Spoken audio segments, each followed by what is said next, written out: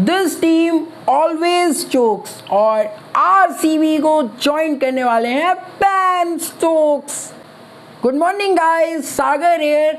यार royal Challengers Bangalore में KGF को छोड़कर यानी कि कोहली, मैक्सवेल और फैफ डू प्लेसी को छोड़कर इनके पास कोई और बैट्समैन ही नहीं है और मोहम्मद सिराज को छोड़कर आरसीबी के पास कोई और बॉलर ही नहीं है। इसीलिए डेफिनेटली आईपीएल 2024 ऑक्शन में आरसीबी को न्यू और तगड़े प्लेयर्स टारगेट ही करने पड़ेंगे।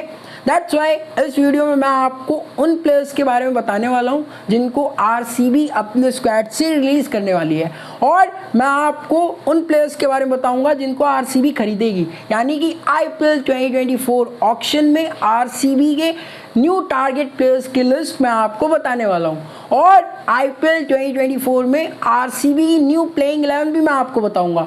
तो इस वीडियो में सब कुछ है, आप वीडियो को एंड तक देखिएगा। बट उससे पहले if you came for the first time then you got to do subscribe, press the bell icon for all latest updates of cricket and IPL. तो पहले प्लेयर जो पक्का आरसीबी से रिलीज हो जाएंगे वो है वानिंदु हसरंगा। यार हसरंगा आरसीबी से 11 करोड़ की सैलरी लेते हैं। 11 करोड़ इतने में तो यार दो यूजी चैल आ जाएंगे, मजाक थोड़ी चल रहा है ये। और यार हसरंगा हर मैच में मेरे से भी बहुत ज़्यादा पिटते हैं और हसरंगा आरसीबी का एक ओवरसीज स्लॉट भी खा जाते हैं, निकल जाते हैं। इसके चक्कर में आरसीबी वाले बेचारे मल्टी टैलेंटेड फिन एलन को भी नहीं खिला पाते, इसीलिए हसरंगा को तो अब हटाना ही है। दूसरे प्लेयर जो रिलीज होने चाहिए वो है दिनेश कार्तिक। यार डीके भाई की एज हो चुकी है, बहुत हो गया। ठीक है, आप लोग कहोगे पिछले साल उन्होंने रन्स किए थे। पिछले साल डीके भाई ने रन्स इसलिए किए थे क्योंकि पिछले साल डीके भाई के फ्लैट के सामने मुरली विजय रह रहे थे, तो मुरली विजय को देखते ही उनको मोटिवेशन मिल जाता था, आग लग जाती थी और वो रन्स कर देते थे।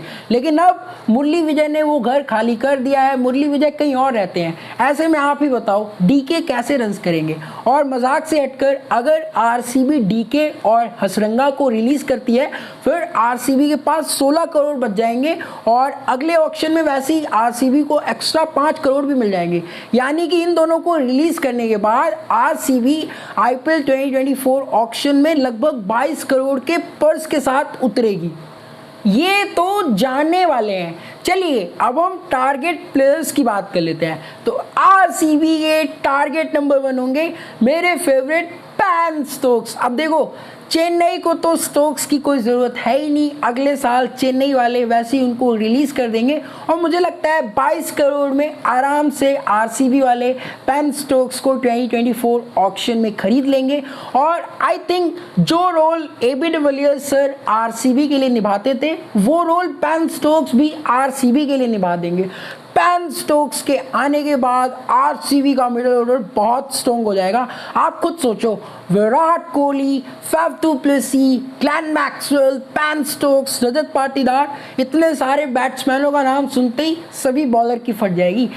और हमारे विराट भाई भी बार बार बेन स्टोक्स करते रहते हैं। तो मैं यही सोच रहा हूँ कि इनके आने के बाद विराट भाई और बेन स्टोक्स के बीच में काफ़ी अच्छी जमेगी और फैफ डू प्लेसी के बाद बेन स्टोक्स आरसीबी के लिए एक अच्छे फ्यूचर कैप्टन भी हो सकते हैं। अगर बेन स्टोक्स नहीं मिलता फिर आरसीबी के दूसरे टारगेट प्लेयर होंगे हैरी ब्रूक। इनको ब्रूक के लिए बिल्कुल जाना ही चाहिए क्योंकि चिन्नास्वामी की पिच में ब्रूक बहुत डेडली होंगे। यार वो तो हैदराबाद में बेचारा ब्रूक काव्या मैडम के प्यार में पागल हो गया था, यानी कि काव्या मरन के प्यार में पागल हो गया था। जैसे मैं दिन भर अपनी क्रश के बारे में इमेजिन करता रहता हूँ वैसे ही वो बेचारा ब्रूक दिन भर काव्या मैडम को इमेजिन करता था। देखो मेरी और ब्रूक हमारी किस्मत एक है, हम सिर्फ इमेजिन ही करते रह जाएंगे, असली में बबीता जी को तो अय्यर ही ले जाएगा। खैर मजाक से हटकर आप ही बताओ वो काव्या मैडम की वजह से वहाँ पर कैसे रन्स करता। लेकिन आरसीबी में विराट भाई के साथ ब्रूक बहुत मारेगा यार। यहाँ पर तो ब्रूक चिन्नास्वामी में सारे रिकॉर्ड्स ही तोड़ देगा। लेकिन क्योंकि आरसीबी के पास बैलेंस पर्स में 22 करोड़ ही हैं तो वो ब्रूक या फिर स्टोक्स में से किसी एक को ही खरीद पाएंगे। आरसीबी ये टारगेट नंबर 3 होंगे श्रेयस गोपाल, क्योंकि देखो आरसीबी वैसे ही असरंगा को टाटा बाय बाय कह देगी। करण शर्मा की बहुत ज़्यादा पिटाई होती है चिन्नास्वामी में, ऐसे में आपको एक मेन लेग स्पिनर तो चाहिए चाहिए। और मैं आपको बता दूं श्रेयस गोपाल ने विराट और एबी को बहुत परेशान किया हुआ है, इनको नचाया हुआ है। आप एक बात खुद सोचिए, विराट कोहली और एबी डिविलियर्स इनके सामने तो दूसरे बैट्समैन बच्चे ही है ना। जब ये विराट और एबी को परेशान कर सकते हैं तो और सबको तो ये अपनी उंगली पे ही नचा देंगे। इसीलिए मेरे को लगता है गोपाल होंगे आरसीबी के मेन स्पिनर, और ये गोपाल के लिए जरूर ऑक्शन में जाएंगे। आरसीबी की प्लेइंग 11 क्या होगी, चलिए हम खुद विराट कोहली से जान लेते हैं। विराट भाई, what will be the RCB's playing 11? देखो मैं और फैफ टू प्लेसी करेंगे बैंगलोर के लिए ओपनिंग। हम दोनों को किसी का पाप नहीं हटा सकता। नंबर 3 पर आ जाएगा मेरा भाई रजत पाटीदार। अब तो रजत पाटीदार की शादी भी हो गई है, शादी के बाद तो रजत और भी मारेगा। देन नंबर 4 पर खेलेगा मेरा सबसे बेस्ट फ्रेंड बेन स्टोक्स। चाहे बेन स्टोक्स हमारी बैंगलोर में आए या ना आए, फिर भी मेरे दिन की शुरुआत तो बेन स्टोक्स बोल कर ही होती है। Then number 5 Glenn Maxwell, number 6 Anuj Rawat, number 7 Suyash Prabhudessai, number 8 Harshal Patel, number 9 पर आएगा नया नवेला Shreyas Gopal, number 10 Mohammed Siraj and number 11 Josh Hazlewood.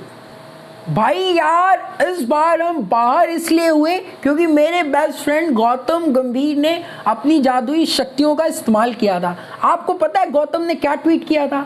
RCB will win the IPL 2023 title. इसीलिए हम लोग प्लेऑफ से ही बाहर हो गए, प्लेऑफ्स में भी नहीं पहुंचे।